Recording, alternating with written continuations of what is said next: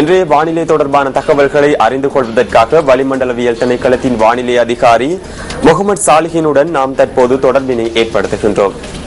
வணக்கம். வணக்கம் கிருஷாந்த் ராஜ். நாட்டின் பெரும்பாலான பகுதிகளில் குறிப்பாக பிற்பகல் அல்லது மாலை வேளைகளில் மழை அல்லது இடியுடன் கூடிய மழை பெய்யும். சில இடங்களில் சுமார் 100 மில்லிமீட்டர் அளவிலான மழை வீழ்ச்சி கிடைக்கக்கூடும் என எதிர்பார்க்கப்படுகின்றது. கொழும்பு தொடக்கம் காலி ஹம்பாந்தோட்டை ஊடாக மட்டக்களப்பு வரையான கரையோர பிராந்தியங்களின் காலை வேளைகளில் சிறிதளவு மழை பெய்யக்கூடும்.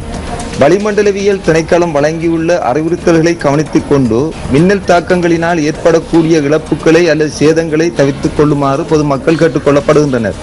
கடல் பிராந்தியங்களை பொறுத்தவரையில் புத்தளம் தொடக்கம் காலி ஹம்பாந்தோட்டை ஊடாக திருகோணமலை வரையான கரையோரத்துக்கு அப்பாலுள்ள ஆழ்கடல் பிரதேசங்களில் மழை அல்லது இடியுடன் கூடிய மழை பெய்யும்.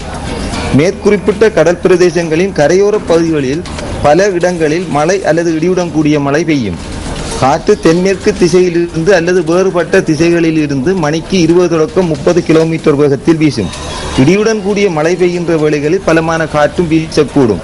நாட்டை சூழவுள்ள கடற்பிரதேசங்கள் கொந்தளிப்பாக காணப்படாத போதிலும் இடியுடன் கூடிய மழை பெய்கின்ற வேளைகளில் சற்று கொந்தளிப்பாக காணப்படலாம்.